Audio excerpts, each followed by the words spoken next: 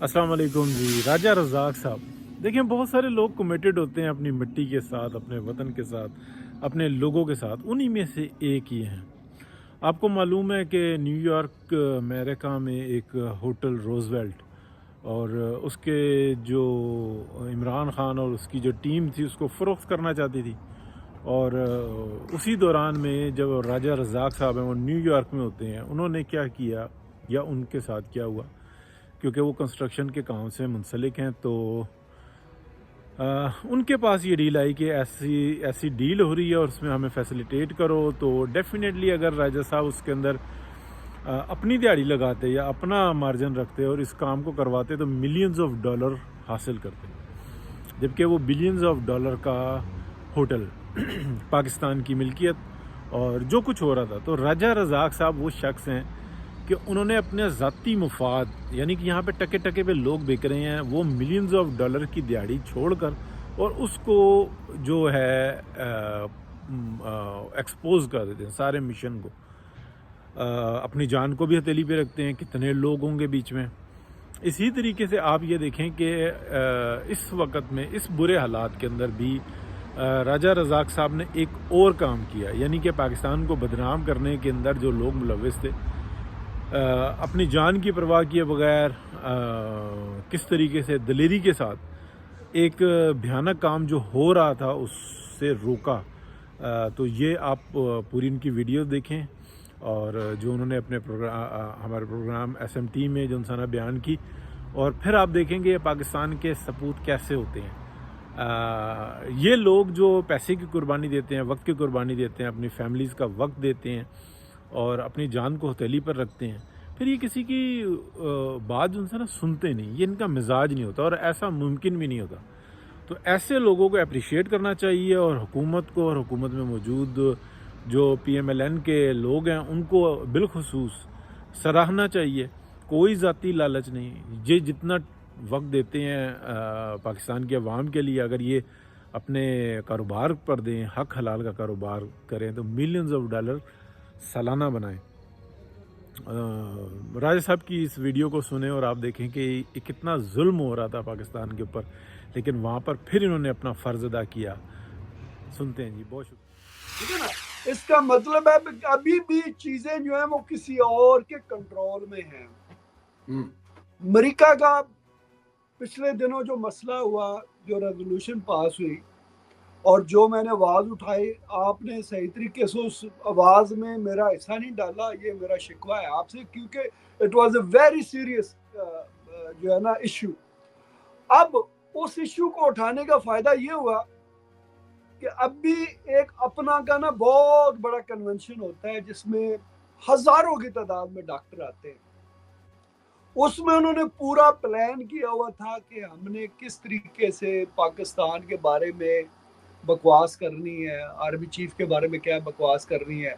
मैंने जो इश्यू उठाया, मैंने कहा जी कि जो वर्दी वाले इधर बैठे हुए हैं वो अपने आर्मी चीफ के खिलाफ कार्रवाइयों में मुलव्वस हैं, इसकी इंक्वायरी होनी चाहिए।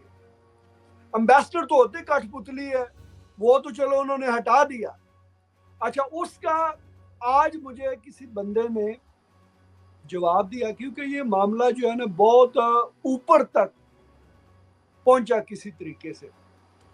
तो उन्होंने क्या किया कि उस कन्वेंशन में मुझे पता चला कि MI ने उसको टेक ओवर किया। उन्होंने अपना एक सेंटर उस बिल्डिंग में, उस होटल में बनाया और डॉक्टरों को कैटेगोरिकली क्लियर मैसेज दिया कि जो मुल्क के खिलाफ अब करेगा उसको उसका खमियाजा भुगतना पड़ेगा। उनके नाइक ऑफ भी जाएंगे, उनके पासपोर्ट भी जाएंगे, बाकी भी जो मसाइल है वो आपने ज़हन में रखने हैं।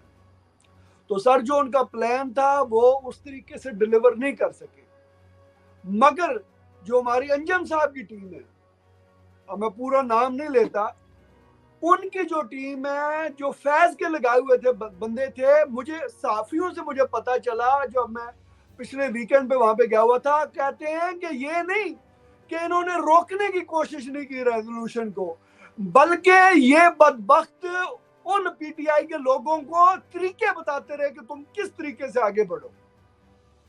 सो कहने का मेरा मकसद ये सारा ये है कि वो सारी टीम अभी भी एग्जिस्ट करती है। امریکہ میں جہاں تک مجھے پتا چلا ہے کہ ایم آئی نے اب ٹیک اوور کر لیا اور دوسروں کو تھوڑا پیچھے کر لیا. تو اسی طریقے سے جب تک پاکستان میں بھی چیزیں نہیں ہوں گی یہ چیزیں جو ہے وہ صحیح سمت میں نہیں جائیں گی.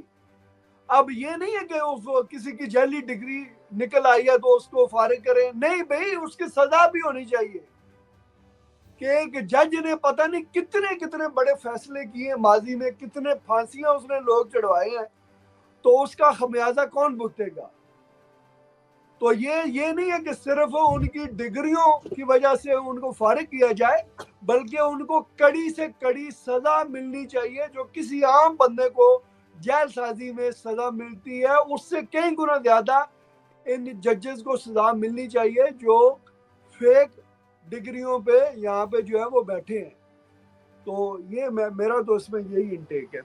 اچھا ذرا وہ شکوے والی بات ذرا کھول کے کریں ذرا, کیا کس میں ساتھ نہیں دیا ہم نے, مطلب ذرا سمجھ نہیں لگی ہمیں. میں ابھی بھی میرا کہنے کا مقصد یہ تھا کہ یہ پاکستان کے خلاف جو ریزولوشن پاس ہوئی ہے امریکہ میں, جی اس میں جو لوگ پاکستان کے خلاف لابنگ میں ملوث تھے جی ان کو خصوصی انویٹیشن دے کے ایمبیسی اور کونسلیٹ اپنے پروگراموں میں مدعو کرتی تھی.